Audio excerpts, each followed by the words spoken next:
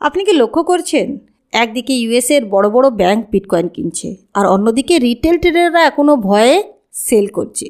ঠিক একই সময় মিম কয়েন আবার ট্রেন্ড করছে, কিছু প্রজেক্ট বড় আপগ্রেড অ্যানাউন্স করছে আর কিছু টোকেন আনলক বাজারে নতুন প্রেশার আনছে।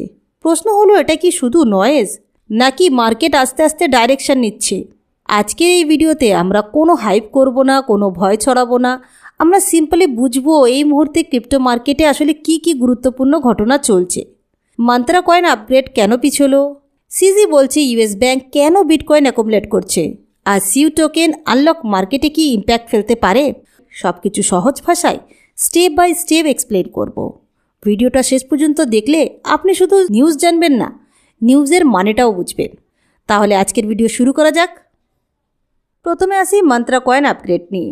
মান্ত্রা প্রজেক্ট একটা ইম্পর্টেন্ট আপডেট দিয়েছে। আগে বলা হয়েছিল মান্ত্রা কয়েন আপগ্রেড হবে 19 জানুয়ারির মধ্যে, কিন্তু এখন সেই টাইমলাইন এক্সটেন্ড করে 2 মার্চ করা হয়েছে। এর মূল কারণ খুব সিম্পল, এক্সচেঞ্জ ইন্টিগ্রেশনস আর টেকনিক্যাল কোঅর্ডিনেশনের জন্য আরও সময় দরকার তাদের। এই আপগ্রেডের অংশ হিসেবেই পুরনো ERC-20 ওম টোকেন ধীরে ধীরে ডিপ্লিকেটেড করা হবে। কনভারসেশন রেট ফিক্সড করা হয়েছে 1 ওম = 4 মান্ত্রা। যারা অলরেডি মান্ত্রা চেনের ভিতরে ওম ধরে রেখেছেন তাদের কোনো অ্যাকশন নেওয়ার দরকার নেই, সব কিছু অটোমেটিক হবে, এই বলে তারা আশ্বাস দিয়েছেন। মান্ত্রা প্রজেক্টটা শুধু একটা কয়েন না, ওরা নিজেদের একটা পুরো ইকোসিস্টেম হিসাবে গড়ে তুলছে, যেটাকে বলা হচ্ছে ওমনিভার্স। এটা মূলত 4টে অংশে ভাগ করা। মান্ত্রা নোডস এটাই ফাউন্ডেশনের লেয়ার। এখানে নোড রানিং, স্টেকিং আর ইল্ড আর্নিংয়ের সুযোগ আছে মাল্টিপল চেনে। এটার লক্ষ্য হলো রেভিনিউ জেনারেট করা আর কমিউনিটি গ্রো করা। মান্ত্রা চেন তৈরি হয়েছে কসমোস ইকোসিস্টেমের উপর। এর মূল শক্তি হলো ইন্ট্রোপেরাবিলিটি, মানে অন্য ব্লক চেনের সাথে সহজে কানেক্ট করা যায়। সিকিউর ডিঅ্যাপ আর ডিসেন্ট্রালাইজড এক্সচেঞ্জ বিল্ড করার জন্য এটা ডিজাইন করা। মান্ত্রা ফাইন্যান্স এটা ডিফাই আর ট্রেডিশনাল ফাইন্যান্সের মাঝখানে ব্রিজ। এখানে non custodial, permissionless digital asset transactions possible. সহজ কথায় বললে ডিফাইয়ের স্পিড প্লাস ট্রান্সপারেন্সি আর ট্রেডিশনাল ফাইন্যান্সের স্ট্রাকচার সব কিছু একসাথে। মান্ত্রা ডাও এটা গভর্নেন্স লেয়ার। কমিউনিটি এখানে প্রপোজাল দিতে পারে, ভোট করতে পারে আর ইকোসিস্টেমের ডাইরেকশন ঠিক করতে পারে। অনেক ডাওকে বিজনেস লেভেল সার্ভিস দিতেও মান্ত্রা ডাও কাজ করে। ওম টোকেনের সম্বন্ধে একটু বলি। ওম টোকেনের ইউটিলিটি মানে ব্যবহার। ওম হলো পুরো অমনিভার্সের নেটিভ টোকেন। এর 3টে বড় ইউজ আছে। এক, গভর্নেন্স, মানে ওম স্টেকাররা প্রপোজাল দিতে পারে, ভোট করতে পারে। 2, স্টেকিং, মান্ত্রা ওয়েব অ্যাপ বা বাইন্যান্সে স্টেক করে প্যাসিভ ইনকাম আর্ন করা যায়। 3 হচ্ছে ইকোসিস্টেম পার্টিসিপেশন, মানে ওম ধরে রাখলে ইকোসিস্টেম গ্রো করার ইনসেন্টিভ থাকে। তাহলে যাই হোক, এই ছিল আমাদের আজকে প্রথম আপডেট, যেখানে আমরা মান্ত্রা সম্বন্ধে জানলাম। এবার সেকেন্ড আপডেটে আমরা সিজির কথা বলবো। কেন তিনি বলছেন ইউএস ব্যাংক বিটকয়েন কেন কিনছে। ইউএসের বড় ব্যাংক ওয়েলস ফার্গো সিগনিফিকেন্ট অ্যামাউন্টে বিটকয়েন কিনেছে।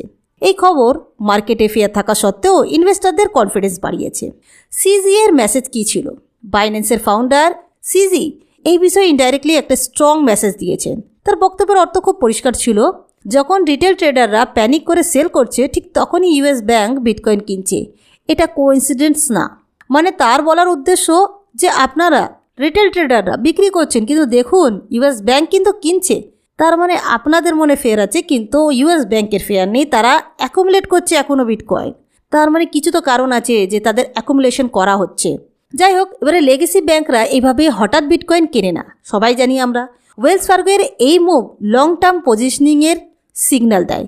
মানে প্রাইস এখন আনস্টেবল হলেও ফিউচার গ্রোথের এক্সপেকটেশন আছে। তার মানে এই বাইংয়ের পরেও বিটকয়েন খুব বেশি পাম্প করেনি, কিন্তু প্রাইস এখনও প্রায় $90,000 আশেপাশে ঘোরাফেরা করছে। যদিও এটা একটা স্মল মুভ, কিন্তু সেন্টিমেন্ট ওয়াইজ ইম্পর্টেন্ট রাখে। একটা ওয়ার্নিং সিগন্যালও আছে। অনচেন ডেটা দেখাচ্ছে 655,498 বিটিসি এখন বাইন্যান্সে বসে আছে। এর মানে কি? মানে অনেক ট্রেডার বিটকয়েন এক্সচেঞ্জে পাঠাচ্ছে, যেটা সাধারণত সেলিং প্রেসার বাড়াতে ইঙ্গিত দেয়। তো যাই হোক, এবারে আসছে আমরা তৃতীয় খবরে, যেখানে আমরা সিউ টোকেনের আনলকের কথা জানতে পারবো। সিউ টোকেন আনলক হতে পারে, তাহলে এই ইম্প্যাক্ট বাজারে কি পড়তে পারে? 1 ফেব্রুয়ারি সিউ টোকেন আনলক হতে যাচ্ছে। আনলক অ্যামাউন্ট হচ্ছে 43,530,000 সিউ। এটার কারেন্ট সার্কুলেটিং সাপ্লাইয়ের প্রায় 1.15%। আচ্ছা, এখানে একটু বলে দিই টোকেন আনলকের মানে কি। টোকেন আনলক মানে হচ্ছে আগে লক করা টোকেন মার্কেটে আসবে। এর ফলে শর্ট টার্মে সেলিং প্রেশার আসতে পারে, তাই এই ডেটটা ট্রেডারদের জন্য ইম্পর্টেন্ট। সিউ একটা ফার্স্ট ইয়ার ব্লকচেন। এর সবচেয়ে বড় ইনোভেশন হলো প্যারালাল ট্রানজ্যাকশনস এক্সিকিউশনস, মানে অনেক ব্লকচেনে ট্রানজ্যাকশন একটার পর একটা প্রসেস হয়। এতে নেটওয়ার্ক স্লো হয়, কিন্তু সিইউতে অনেক ট্রানজ্যাকশনস একসাথে প্রসেস হয়। ফলে কি হচ্ছে, সিম্পল ট্রানজ্যাকশনগুলো কনসেনসাস বাইপাস করে প্রায় ইনস্ট্যান্ট কমপ্লিট হয়ে যায়, মানে এখানে ট্রানজ্যাকশন প্রসেসটা একটু ফাস্ট হয়ে যায়। যাই হোক, সিউ স্মার্ট কন্ট্রাক্ট ব্যবহার করে সিউ মুভ ল্যাঙ্গুয়েজ। এটা রাস্ট বেসড, সিকিওর আর ফাস্ট এক্সিকিউশনসের জন্য ডিজাইন করা। সিউ টোকেন ব্যবহার কোথায় কোথায়, এটা স্টেকিং আর গ্যাস ফি দেওয়ার জন্য। এটা একটা প্রুফ অফ স্টেক নেটওয়ার্কে তৈরি হয়েছে। তো যাই হোক, এই তিনটি খবর মিলিয়ে একটা জিনিস তো পরিষ্কার হলো, project level upgrade, institutional bitcoin buying আর টোকেন আনলক, সব কিছু মিলিয়ে মার্কেট ন্যারেটিভ তৈরি হচ্ছে। এখন শুধু প্রাইস না, কনটেক্সট বোঝাটাই সবচেয়ে গুরুত্বপূর্ণ। আজকের মার্কেটটা আসলে খুব সিম্পল, নয়েজ বেশি, সিগন্যাল বাছাই করা কঠিন। কেউ আপগ্রেড আনছে, কেউ কোয়াইটলি অ্যাকুমুলেট করছে, আবার কোথাও টোকেন আনলকের কারণে শর্ট টার্ম প্রেশার আসছে। এই সব কিছু মাঝে সবচেয়ে জরুরি হলো হেডলাইন না দেখে কনটেক্সট বোঝা। মার্কেট সবসময় একদিনে ডাইরেকশন নেয় না, ধীরে ধীরে গল্পটা তৈরি হয়। আপনি যদি গল্পটা বুঝতে চান, তাহলে প্রাইস চেস না করে ডিসিশন নিতে চান, তাহলে ডেটার লজিক দেখুন।